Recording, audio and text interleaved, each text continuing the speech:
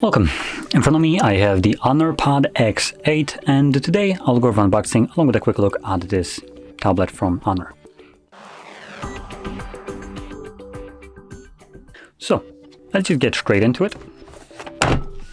We just have some sketchy looking stickers right here that make me feel like it's almost brand new.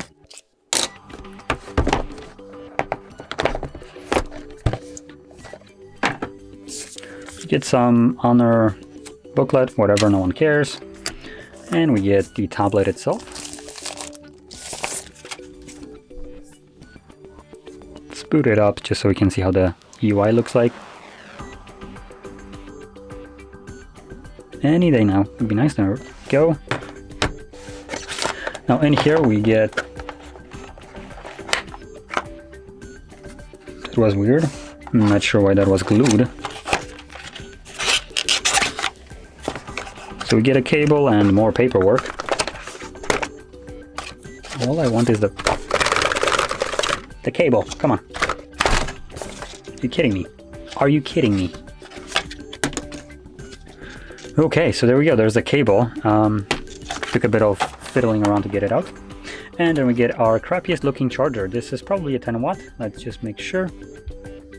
Camera, please focus. Thank you. Yep, 10 watts. So basically pretty garbage.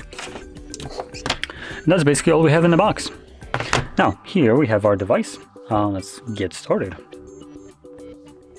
Yes, I have read the end user license agreement, as everyone does.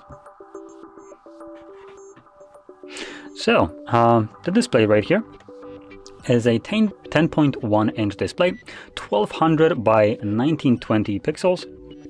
So it's basically full HD display, pretty nice. Skip for now. It is a TFT LCD display, so it won't be getting super bright. And it has a 77.4% screen to body ratio with 224 pixels per inch, roughly. So the display right here is pretty mediocre, no high refresh rate, nothing like that. Can you finish? There we go, thank you. So let's move over further down into the internals. Now this device is being powered by MediaTek 8786. It comes with either 3 or 6 gigabytes of RAM and either 32, 64 or 128 gigabytes of built-in storage. And let's see if we have expandable storage. Oh, there we go.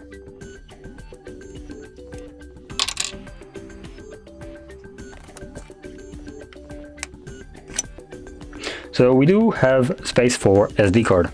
So you can expand it further past the, for instance, default 32 gigabytes of storage, which is pretty nice.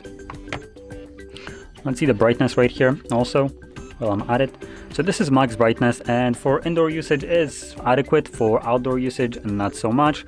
So you won't be running around with the device outside and being able to, for instance, read ebooks on it in like daylight or sunlight specifically. So something to keep in mind. For indoor usage, like I said, it's adequate, shouldn't have much of a problem. Now, moving on into the cameras, we have a selfie camera right up here, and then we have another camera at the back, a single one as well. And we have 5 megapixels and 2 megapixels. So the 5 megapixels, I assume it's the one at the back, and the 2 megapixels is the one at the front. Though, based on the size, I think I might be wrong, because this actually kind of looks more like a 2 megapixel. So it could be the other way around. Now moving on into the battery right here. I already did touch upon the 10 watt charger, so let's talk about the battery right here. We have only 5100 milliamp hour battery.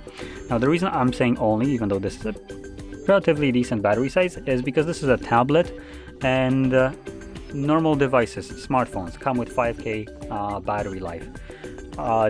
This is double or even sometimes triple the size of a phone, yet it comes with basically the same battery size as most Android smartphones nowadays. So that's a little bit of a missed opportunity.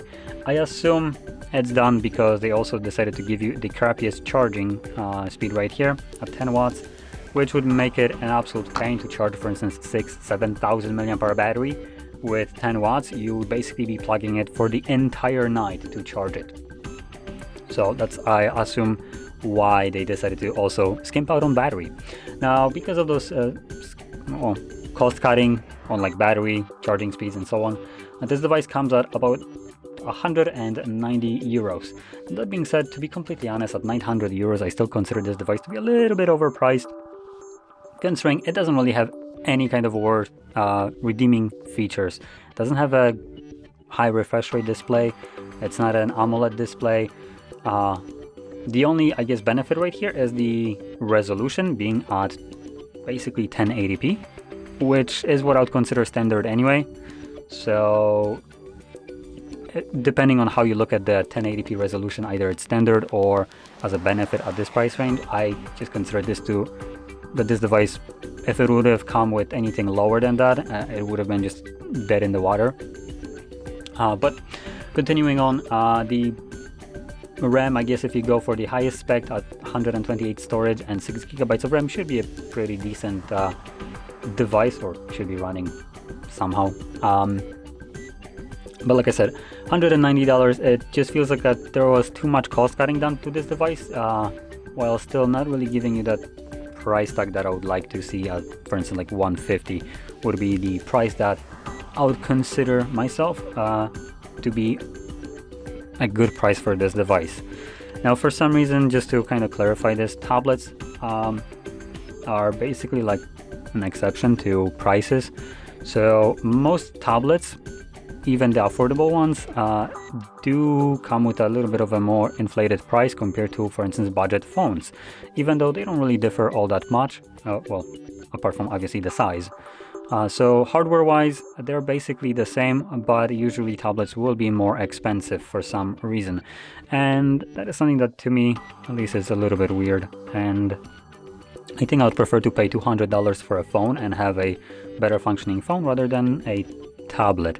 I do also understand the benefit of a tablet, the bigger display, obviously.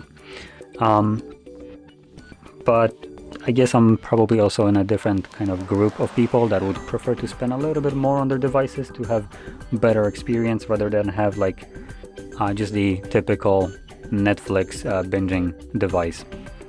So probably not the device for me, obviously. It's catering towards a different group of people, but I did want to just say where I'm coming from and how I'm judging this device, just so people can relate or not relate, depending. So obviously, if you want the device for browsing the web, watching Netflix, and you consider this to be a good entry for you, then by all means this device probably is for you. Might not be for me. So here we go. Now, to quickly go into pros and cons of this device, just to kind of give a last kind of overview, let's start off with the cons maybe. The battery right here seems a little bit small for a tablet, and the charging speed will be also pretty bad at 10 watts. What else is there? I would want to add cameras, but to be completely honest, it's a tablet, so I'm pretty sure not very many people will be using the cameras on here, but still 2 megapixels. They might have not included one as well. That would have been probably, at least to me, more acceptable and cut the costs from a device if you're going for a budget.